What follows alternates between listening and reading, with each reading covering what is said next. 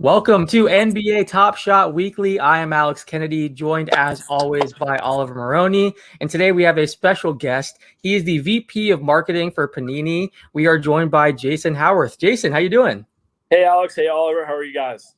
Good. Appreciate you doing this. Thank you so much. No problem. I think it's going to be fun. We've got a lot of stuff going on here. I'm at the National Sports Collectors Convention here in Chicago. And then we've got NBA Draft Night tomorrow night. I mean, it's going to be insane. This is going to be a great couple of days. I'm feeling very left out because you guys are both in Chicago at the convention. I'm at home, not having any fun. But for people that don't know what the convention is or what you guys have planned, can you kind of walk us through what Panini's doing over there? Sure. For the record, Oliver's hotel room kind of looks like mine, but we're not in the same hotel room. We've already confirmed that. So we're good there. The Sports Collectors Convention is first off, it's been 2 years because of the pandemic. So, all this excitement, all this energy in the trading card space, in this NFT space, it's all this pent up. There hasn't been any opportunity for people to actually gather physically until this week. And so they're expecting 100,000 fans through the building through Sunday. Kicks off tonight with the preview. And then obviously it's wide open Thursday, Friday, Saturday, Sunday. Panini has we'll have our booth set up there. We're going to be doing redemption packs for certain products that you purchase on the floor that'll have unique content in it that you can only get at the National. So I'm sorry to break people's hearts if they're not here, because that's the only way that you get it, which is why people come to the National. It's true. But Oliver is getting excited. I'm ready. Here. I'm ready.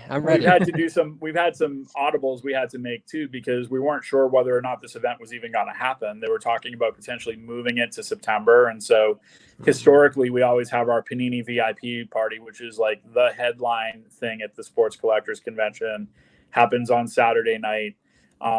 Because of the late window of their, whether or not they were going to do this, and because there were some capacity questions still back in June and for Chicago, we punted on the VIP party at the National, but we will be doing it later this year. It's going to be absolutely insane. Can't share where it's going to be yet, but we've already got it locked in and loaded. We're going to let people celebrate the National before we, highlight what we're going to do from a VIP perspective. But yeah, so we'll be there. Little surprise, we're going to do a box break of our UFC Select product on Friday, and I guess I can share it. It's been going back and forth, but Georgie Masvidal will be breaking that box in the Panini booth, breaking those UFC Select boxes in our Panini booth on Friday. It's going to be absolutely insane. The product is incredible, like all Select products, but super excited. That'll be our second product out the door for UFC. I love Prism. And don't get me wrong, Prism's like the household name, like the go-to. But Select to me is my favorite of the Panini products. And the reason I say that is there's a lot of variety. I like the different, the different photos, the different types that you can get. I mean, the Select football this year was amazing. Yeah. Select basketball just has like this near and dear thing to my heart, just because it really felt like it took off last year with Ja and Zion obviously being in the product, but just the different types of Select that you can get. I love it. I love the variety. I love the way that you guys have kind of taken some of the stuff from Prism and other products and kind of melded it into this Select brand. Like I said, I personally love the Prism. I know that holds the most value to the collector, but Select to me is like just the bee's knees. That's a total collector mindset, which is absolutely amazing. I love it, because Select was one of those, like, for the longest time, it was like the little ugly stepbrother to Prism. And now it's all grown up and you're like, man, or the little ugly stepsister that's now grown up is a better analogy. And now you're like, man, you're hot. What happened? Yeah. So I mean, that's exactly it. I mean, Select is, everything we do, whether it's in basketball or in football or UFC now, or our soccer Select product, it's beautiful. It's fun to open too. which is great. But to your point, Oliver, like there's variety. So like you're seeing something and every card almost feels different in the pack. Yeah, no, I like I said, the variety is great. I own like a Carl Towns rookie select card, like one of the first, first grouping of select. Zach LaVine is another guy I own, but like just the card itself, it's like to me, and everybody has their own opinion, it's like a sleeker version of the Prism card. It's like the new version of it. And like I said, everybody has their own opinion, but I've really liked how you guys have handled the select product over the years. Yeah, that's awesome.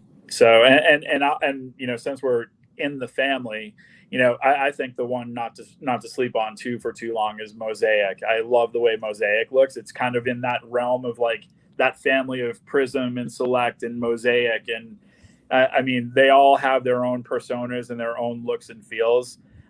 Each of them super beautiful. And for those that don't understand, it's like this metallic holographic is what drives it. There's you tweak it a certain way in the light and there's a different pop, on every one of those cards, whether it be Prism, Select, or Mosaic. But it's awesome. I love all three of those brands. So the three brands that you guys have, I think they're all unique, obviously. And you touched on Mosaic. I like the white shimmer Mosaic personally. That's like my favorite. If you can get a Justin Herbert white, it's like the white on white is just it's sleek. But touching on just cards, we've talked about the card aspect of it, and you're at the National. I do want to touch on the NFT side of things because our show, Alex and I have talked about it a bunch on different NFTs. Last week we touched on your guys' product, the Prism product. I ripped a few packs, bought a few packs, and I think it's intriguing. It's the combination of the instant gratification of getting that like pack opening experience, just like you get with cards. However, you guys have done a pretty good job. I talked about some of the things that you guys have done that I think are really, really cool, like the integration with PayPal in this whole aspect of things. If you look. Yeah, no, look, I'm afraid to see what my PayPal, statement looks like. It's a good thing my wife won't see it. Yeah, but yeah, I just think that like I told Alex this last week. I love buying, trading, and flipping. That's part of the hobby to me. Yeah. And I understand you got to hold your babies, the things that you love. But to me, part of the intrigue with this, in my opinion, with cards, with NFTs, is the buying, selling, and flipping of it. I love something new, and that's probably why I like Select. And so the buying and selling experience on your guys' platform, I think, was very, very smooth. And I was very surprised at how easy it was to not only transact, but then to get an email right after you've sold your card and it says like the PayPal notification, like this money's in your account. Look, NFTs, it is clunky. It is a little bit old school in certain aspects, like, trying to buy Bitcoin or Ethereum and then transferring it from one account to another and getting the wallet and this and that. Or whether it's even Top Shot at sometimes, Top Shot takes a bunch of time to withdraw. It's kind of confusing and clunky as well. And I think what you guys have done with PayPal and the withdrawal process, along with the, just being able to deposit money from PayPal, that's just a huge win in my opinion. Yeah, no, and it's funny because, we launched our NFT product like before anyone even knew what the hell an NFT was. We launched it in January of 2020 is blockchain. Right. And every blockchain card is a tokenized asset. That's how it works on blockchain. And so, as we're digging through and developing the platform, one of the things we're trying to figure out is like, how deep do we go in terms of having to educate the collector and the consumer of like, okay, step one, get a smart wallet. Step two, figure out what cryptocurrency you want. And let's hope that we're accepting that currency on our platform. Now you can finally buy our product when you get the smart wallet and the cryptocurrency figured out. Now you're finally ready for our product. And we're like, no, we just want people to get to our product. Like, how do we get it to them as fast and as smooth as possible? And in a way that collectors understand. And collectors understand US dollar value of cards. So there's already like a comfort level there. And I also think like just knowing how many times I open up a pack, like I'm not even like caring. I'm like, oh, it's 10, it's 15, whatever, and I'm just buying more packs and ripping them as I go, because I'm not sitting there trying to figure out some mathematic formula of like what the equation is, today compared to yesterday. I'm comfortable in the dollar currency. And, you know, we will have a pipeline here where we're going to accept cryptocurrency as a form of payment down the road. You know, that's on the timeline. But we're looking at that as just another form of payment. So you'll still be able to get U.S. current and sell in, you know, buy and sell in U.S. currency. We'll still have the PayPal component in there. We wanted everything to be smooth, you know, from that process perspective. And I think the other thing too is that, you know, and you mentioned like the buy, the flip, and all this other stuff, and that's 100% right. And I think I'm more of a holder, because I'm like, what if he turns into X? That's how I am too. And so, and I think that like, you almost get that sense because it's a trading card that like you're supposed to hold it. Like, you know what I mean? Like if it's a different NFT, you feel like, yeah, it's flippable or whatever, but you're like, wait a minute, this is a rookie. Like, I know it's not a great rookie right now, but what if he's like a phenomenal player 2 or 3 years from now? Yeah. You know, so you're sitting there just holding, like, I'm not going to sell any rookies because, you know, I'll just wait it out and see what happens. And, you know, I'll get burned, you know, but hopefully I have some wins and, you know, some losses to balance it out. So absolutely. I'm curious. We've seen, you know, back in like March, NFTs blew up and everyone was talking about NFTs. Every celebrity seemed to be launching their own NFT, and it kind of like peaked as far as sales, you know, briefly. But I think NFTs are definitely in the future. And we've seen our audience with this show, people are very passionate about, you know, different NFTs. Last week, Oliver went on a 20-minute rant about all the different NFTs that he's buying into. He's real deep in the NFT world now. And I know there's a lot of people that are like that. I'm curious, you know, what do you think the future of NFTs is? And, you know, what are some things that you're looking forward to seeing as NFTs kind of become more popular and even more mainstream? Yeah. So, I mean, it's like the NFT space is kind of in its infancy. And, you know, I think there's plenty of people out there that said that there's going to be some crash and burns, you know, and there definitely is in this space. That doesn't mean that NFTs aren't valuable or don't exist. Like, everyone's jumping into the space. When you can get a Taco Bell taco NFT, like, okay, that feels a little weird, right? But you know, for us, like, I mean, there's such this long heritage and history in trading cards, and trading cards has had such a long, successful, like, tail. You know, you think about, you know, the early 1900s where they started, and, you know, or even before that, you know, to now, and what's happening in the marketplace from a physical perspective.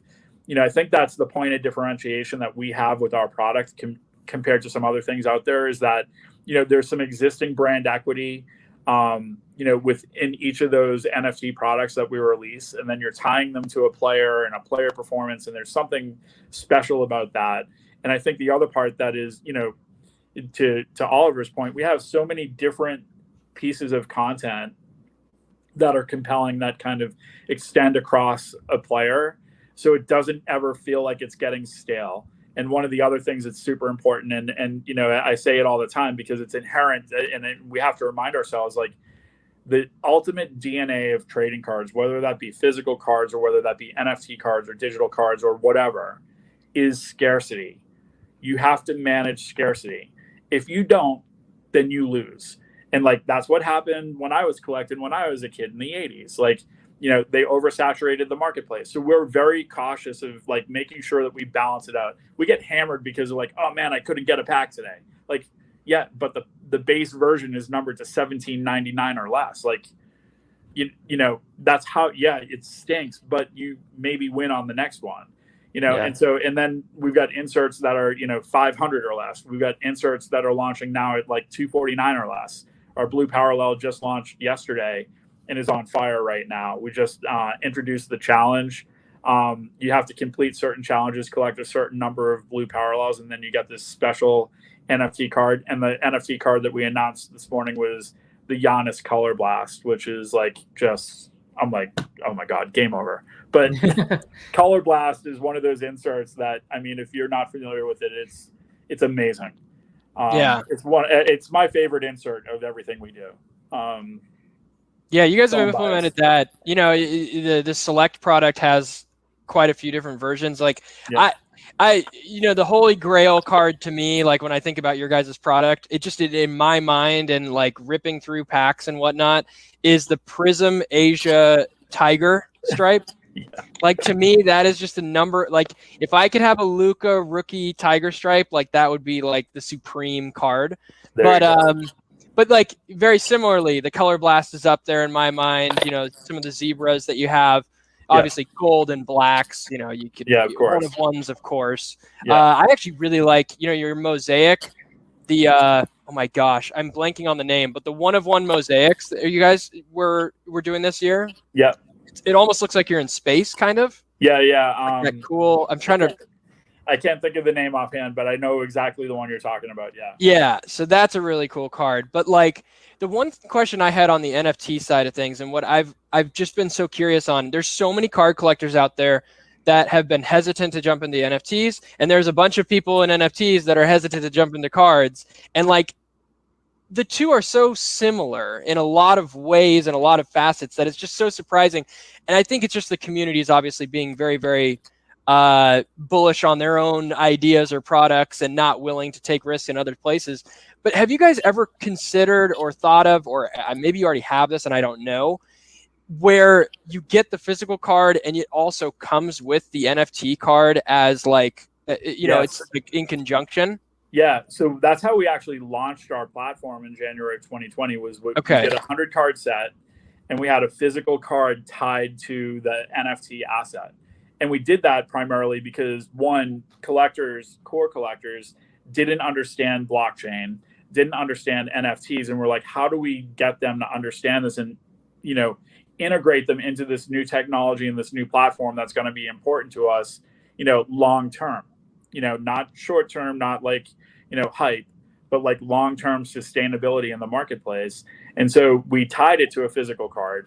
You know, that was the first phase. And one of the things, like, we did it across all sports, but we launched a Honus Wagner card. So like, Honus has an NFT card out there that we launched back in January. And I was like, we have to have this guy in our checklist. Like, he's so important to the trading card community. You know, that we need to be the first ones out there with a Honus Wagner NFT. And we're out there and we were able to do it, which was awesome. But so, you know, we've got physical tied to, you know, an NFT asset. That's one of the things that we've got flexibility on from, you know, being a manufacturer and being a trading card company, right? We've done the pure NFT asset. The other thing that we did, and you start to see some of this popping up on our platform now as people are finding them, is we put in a redemption card in our physical products, in some of our products, that said, hey, you just acquired this NFT blockchain asset, enter this code at paniniamerica.net, and this is the asset you acquired. And so people have been buying those cards, those redemption cards, up on, you know, eBay. You know, some of the old school people that don't care about NFTs are like, I don't know what this is. I don't know why it's important. I'm just going to sell it on eBay. And all these dudes are jumping in like, oh my God, that's numbered to 10. I need to get that. Numbered to 5. Holy, you know, so they're jumping all over that stuff right now. And those are starting to pop up into the platform now, as you see on the auction side. Definitely.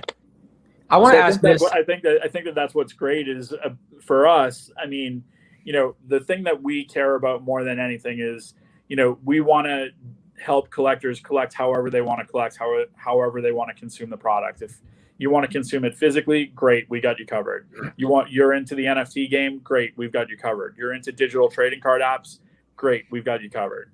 So it's all those pieces that kind of work to, you know, to build out that collection, because at the end of the day, everyone collects something, you know, and so how they collect them is completely different, you know. You know, so we want to make sure that we're there and we support, you know, each of those, you know, bases and and build that foundation for the long term. I want to congratulate you guys because you just signed Cade Cunningham to an exclusive trading card autograph memorabilia deal. You guys have a number of players on deals like that. Luka Doncic is another one. I'm curious, what's the process? How do you guys determine which players to go after? Are you guys like scouting players throughout the year and zeroing in on different guys, or is it draft time comes around and you're looking at the top guys that are, you know, being projected? What's that process like? Yeah. So our product development team and our acquisitions team work really well together on that stuff. I mean, it's, you know, I hate playing fantasy football in our office because there are no such thing as sleepers in our office. Like, every sleeper is gone and drafted in the 12th round, you know. because our guys know so much about the players, and then, our acquisitions team works so hard, with our product development team to really kind of assess the value, figure out what's what, and then figure out how we bring that to life. And so, we announced Cade as an exclusive autograph trading card guy yesterday, right before the draft. Jalen Green is in that mix as well. And we've got a number of other players in the mix as well. On that as exclusives, and we're super excited to see what happens tomorrow night. I think we all know where Cade's going at this point, and then it'll get interesting, between picks 2 and 5 to see, who goes where. But we're looking forward to it, and it's, again, that process is, we're digging in, we're following these guys, we know what's happening with them. Certainly there are players that kind of emerge, during the tournament, and those guys step up, and, and we certainly have those guys locked in, as well. So there's a number of different ways, we're following it through, is they're coming into the, their collegiate game and, being a heralded, All-American or whatever, we're watching them, and then just waiting until it's time. And so that waiting until it's time is also changed too. I look at it, July 28th, and we're 28 days into the brave new world of NIL, and let me tell you, it is a brave new world. It's insane. So much early in its infancy right now, 28 days in. So now we have access to college athletes right from the jump. We just announced 3 players today as exclusive, our first NIL exclusive athletes. Derek King, the quarterback from Miami, Matt Corral from Ole Miss, and Graham Mertz from University of Wisconsin, the 3 quarterbacks. So we announced those guys earlier today for exclusive autograph memorabilia. That's our first step with the NIL athlete. We're doing a number of different things on a number of different fronts to bring some structure into the NIL space, because we have those collegiate rights and we want to do it the right way. And we want to manage these guys, and because all of those kids that I just named are going to be guys that we have relationships with when they go pro, throughout their entire playing career, when they retire, if they're fortunate enough to put on a yellow jacket, we're going to be working with them there. So like that touch point has now gotten so much earlier, on the football side, and, on the basketball side, it's just, it's gotten earlier by about like 10 months, right? Because reality is like kids play 1 year and then they're gone, right? So we already knew that part's coming, but jumping into it with football first is certainly eye-opening, because that process is a bit longer before they can announce to go pro. It is interesting too, because I've talked to agents who have said sometimes with these prospects, the longest relationship that they have in their career is with their shoe company or their card company, or to some of these endorsements, especially now with like the player movement era. Guys could be on their 3rd or 4th NBA team, but they've been with the same shoe company and card company throughout their entire career. It's pretty interesting. So the fact that you're getting in even, earlier now with not only basketball players, but football players, that is huge, I think, in terms of building a relationship and that loyalty. Yeah, totally agree. And I would say, the difference between us and the shoe companies is like, if you're fortunate enough to be the dude that gets that shoe deal and can carry that for a long time, I mean, you're talking about like a very small group of people, in the scheme of things. For us, I mean, we're so wide, so deep that, I mean, these guys are going to have deals with us, forever, 30 years, depending on, when they come into the league and what sport it is, because of our relationship and because it's trading cards, we have that ability to kind of expand out. It was funny. I was talking to Sean Merriman the other day on his podcast, not to name drop, but we were on a podcast, and he was saying, he's like, oh man, I got some cards I got to send back to you. And I was like, Sean Merriman signing cards for us. I love it. And like, and he's certainly transformed himself from those days as a Charger for sure. But to just know that like, oh wow, that's still so cool that you can get an autographed trading card of Sean Merriman. Like, that's amazing. So, and it just kind of speaks to like, again, that longevity of the relationship. It's like, here he is retired. He's got his own podcast. We're talking about, NFTs and trading cards, and, we're talking about the fight game from a UFC perspective. And, he's still signing trading cards for from his football days. That's That's awesome. amazing. That's amazing. Well, should we try and head on to PaniniAmerica.net and rip open some packs? Let me share my screen. I'm a noob here. Oliver mentioned it. He has opened packs before, so this is my first time. So I'm excited to get the experience here. Can you guys see that? Yes. Yep. Okay, awesome. So where should I start? Which pack would you guys recommend? Just the first one here? I'll let Oliver direct this. Yeah, Oliver, help me out. I like the flashback insert packs. Let's scroll down a little bit here. Let's take a look and see what you got. I think you got flashback in base right now. Yeah, let's go with the flashback one. Let's do that. Flashback one. Yeah. Okay, let's do that. And then, yeah, Jason, feel free to walk us through, or, if you want to jump in with any, info or whatever about the pack opening experience, feel free. You're welcome to jump in here. Yeah, I mean, obviously, we want to replicate the pack opening experience from a physical perspective in this space, too. So you click on any one of those, and they'll start to flip over here. I'm always a middle guy. I go middle. Oh, Carl Towns. There we Nice. go. I can't see it that well. Who is it? Carl Towns. Oh, Carl Anthony Towns. We were just talking about him. How about that? What is it, number 2? Is that so? 1,302 out of 1,799. Okay, so that's your base. Yep. Okay. Let me see. You got a good one on the right, I think. Oh, yeah? Honus. Oh, the flashback already. I love it. Insane. 44 out of 500. Oh, great one. That's a great one. Dude, so wait, listen to this. So great. Wait, listen to this. This is so crazy that you pulled the Giannis, because last night we were doing this with the Pelicans, and we had Kira Lewis, the rookie for the Pelicans, and he was with Pelicans fans, and he was opening them, and he pulled the damn Giannis out of flashback. So I'm like, what the heck is going on? Wow. Here? So I mean, that's just incredible. And talk about timing of a player. What a great NBA Finals. What a great way to see him win. And then throwing it back to all this stuff, like when he just came over for the first time, how like his transformation as a player, like physically and mentally, is so different. Yeah, it's amazing. So this is 44 out of 500, right? Yep. Wow. Some rare ones. Yeah, the flashbacks are great. I love that you guys did this year in Prism too, because it wasn't there initially. Like, it wasn't there. It wasn't there in the product before. It was just this year, right? You just implemented this. Yeah. And I love the Ja Morant and the Kevin Durant, and just like the flashback prisms are great. There's something to it. Yeah, it's super cool to see them throwing it back that way. It's cool. So for people listening here, we got a DeAndre Hunter, 570 out of 1,799 here. Yeah.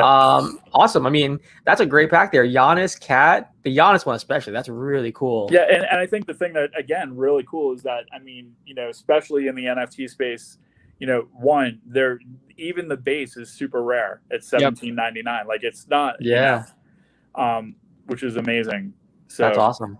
Yeah. Well, you've got to open up another one now. Okay, let's do it. And then I'm thinking too, I should open up one, and then we can tweet out like a giveaway, and people can retweet it to enter, and then we'll give away the pack, or the whole pack, to someone that retweets it. Let's do that too. So I'll open up one more, and then the third one we open, how about, will be the giveaway. That sound good? You can't give away the pack per se. There's got to be some kind of like transaction on the back end of it, but. Like, gotcha. What we can figure out a way to give away some packs. So, like, why don't we give away? Oh, okay. Yeah, why don't we give away? I don't know, five insert packs, to fans of basketball news. Wow, amazing. That'd be amazing. Yeah, so we will make it. Guys, like I was just thinking of this, like 5 insert packs to basketball news. I mean, I know that we were talking about this a little bit earlier, but we're going to be doing some more stuff with you around the NBA draft here tomorrow night. So. I know we're still working that stuff out. So as part of our celebration, we'll give away some 5 insert packs to basketball news fans. I love it. That's amazing. So we'll we'll put out a tweet, and to enter, just retweet this episode. We'll have the stream in it, and then we'll pick someone who retweets it to get some of these packs. Let's open another one so you guys can see what you might be able to get. We appreciate that. Thanks, Jason. Yeah. Let's go. So again, I always start middle, superstitious. Let's go. Ooh, that's Oliver's boy. That's my guy. I have Jason. You don't want to know how many base, silver, green, I have Optic, I have Prism, I have every Cole Anthony card you can dream up. I'm going for the whole rainbow here. If he was home I right now, love he'd it. pick up the stack. I would Literally. pick up a stack. I love have a a stack stack. of like 100 Cole Anthony rookie cards right now. So Oliver, you And- said something that maybe people don't know unless they're in the Prism space. But Yes. like the rainbow. So what is it? Explain it. Yeah, so the rainbow is like the holy grail. That's what everybody, like big collectors will go for. The rainbow is what they call it. Essentially, it's every color of whatever, if it's Prism, Select. I've seen some people go Prism, Select, and even more. Yeah. I've seen some people just go for Prism, and they go like, there's a Prism green. Obviously, gold is to 10. You got the one of ones. But most people I've seen do the rainbow. It's essentially your base, your silver, your green, your cracked ices, and then all the numbered cards that Prism offers as well. So I'm gonna get there. I'm gonna get there. That's great. That's awesome. That's perfect description for it. I'm glad I let you say it. That Kyrie insert. So what was the serial on that? 21 out of 500. Ooh, Nice. Love it. So it's crazy because when we do Top Shot openings, I've had the worst luck. I've never get low serials. Oliver's over here pulling like number 1, number 2 John Morant's. I never get anything, but here we are. I have an 87 Cole Anthony. I got a 21 Kyrie Irving. We also got a Kung Fu. Rookie card. 1,472 out of 1,799. So 2 great packs. I'll take it. Yeah, and like I said, like those rookie cards. I mean, again, numbered to 1799, and that dude is gonna be a baller. Like, I agree. I've got high expectations for him. I mean, he had a good start to a rookie season. I think it's funny. We were talking to Kara Lewis last night, and these kids didn't go through a summer league. Like they were drafted, and in like a month they were playing their first professional game. Like, it's crazy. They didn't get any of that transition. So I'm super excited for like not only this class that gets drafted tomorrow night to hit summer league, but the guys that came in last year that didn't get any chance they just had to jump in, like to see what that transition is, as they get through their first summer league. We've basically got 2 rookie classes that are going through a summer league for the first time. Yeah, 100%. So super excited for that. And summer league is literally like, right around the corner. It's going to be a crazy couple of weeks here. We got draft, free agency, summer league. It's going to be a lot of fun if you're an NBA fan. I'm kind of feeling like you, Jason, right now. I'm thinking, I'm like, man, I have like 12 more packs in my account, and that's killing me right now. But I'm going to hold off. Oliver, do you want to open up yours now? Let's rip one. I'll rip one open. I did pull an Anthony Edwards last week when I bought a pack, so I'm pretty excited about that. Still waiting on the LaMelo Ball. That would be by far the best. Yes. But let me share my screen here and get this going. Right. Let's rip one here. We want Chrome tab. This one. Can you see that? I can see that. Yes. Are we good? Yep. Go ahead. I think Jason dropped off here. He might jump back in, but if not, go ahead. You can just open up, and then we'll try to add him back in a second. We got to do a flashback. I need to see these. It's a loading. I'm excited to see the other pack too. Okay, 1 flashback and 1 regular base pack. Here we go. Yeah, there we go. That works. Okay, I'm going flashback last. Let me pull this one first. Ooh, the man he was just talking about. Wow. Look at that. What's the number? I'm trying to see it. 596 out of 1799. Not bad. I like it. Nice. I like it. All right. We'll go to the next base card here. Who do we got? Denny! Wow. I'm a big Denny guy. This is a great pack. Rookies. 2 rookies. Big Denny guy, by the way. If he doesn't get hurt, I think he's like all rookie second team, somewhere in there. Yeah. I was impressed. He was solid. And then now for the flashback, let's go. Come on. See someone big. Ja! That's a good one. Wow. Nice. Nice. That's 421 out of 500. So not a bad pack right there. Let's Here, we got Jason back. You want to show him? You got 2 rookies Jason here, and then Ja. I got Kira Lewis, the guy you were just talking about. Oh, wow. We summoned him. We got him in, and we got Denny, and then Ja Morant. I mean, that's Can't ask for much better than that. What was the serial on Ja? 421 out of 500. So Nice. not bad. I mean, any of the serials are good, you know. Right. And what was Denny's number? Denny, obviously another great rookie. Well, God, you got 2 rookies in that pack plus Ja Morant, which is I know. Very lucky. Very amazing. lucky. So you want to do one more, Oliver? One your more. base one? Let's do it. Do I go to my cards? Oh wait, hold on. I'm gonna go back. Sorry. My unopened packs. Yep. Let me go right here. Boom. All right. Let's go to a base pack. Wave 1.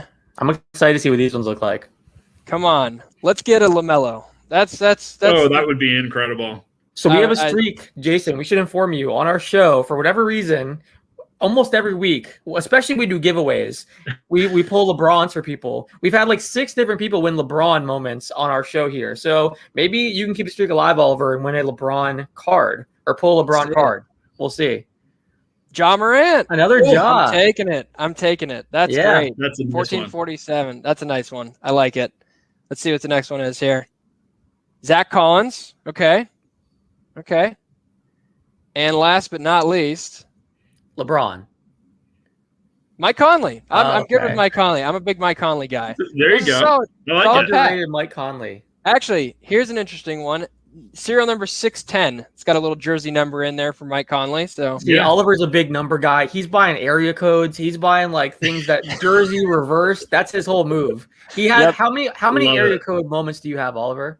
I have quite a few. I think it's up to like 7 or 8. And now it's like for card collect. Like as I will say, I used to card collect and not care about the numbering, like unless it was a jersey number.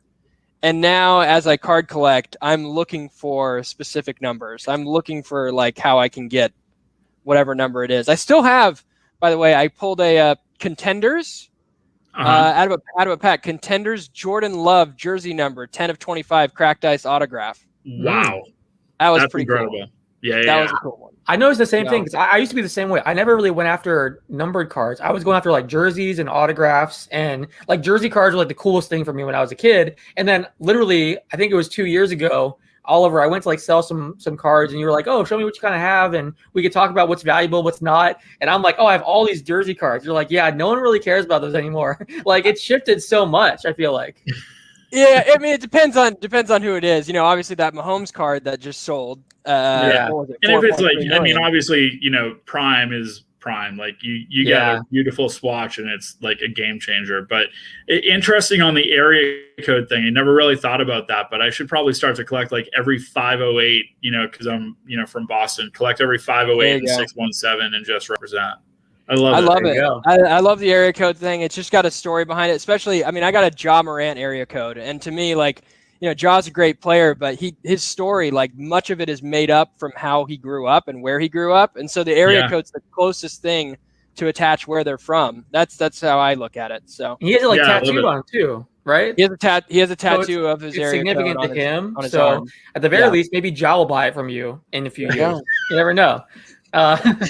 Well, Jason, we want to thank you for your time. This has been so much fun. Everyone follow Jason. As you can see, his name right there, his account on Twitter. Go follow him. And have fun in Chicago. Again, I'm very jealous of you too, but enjoy your time out there. Yeah, absolutely. This was fun. This was great. I always love watching people rip packs. It's so fun just to see what happens when you get someone inside. Figure out that giveaway. We'll get it going, and we'll get their usernames, and we'll get that stuff out there. Yeah, so go to my Twitter account right now. I'm going to tweet out before you guys see this. I'll tweet out the giveaway, retweet the tweet, and then we'll pick one of the people that retweeted it, and we'll give you 5 packs. So definitely check that out. And we're excited. Thank you guys for watching, and thank you, Jason, for providing that. Appreciate that. All right, sounds good. Until next time, thanks for hanging out with us, guys. Take care.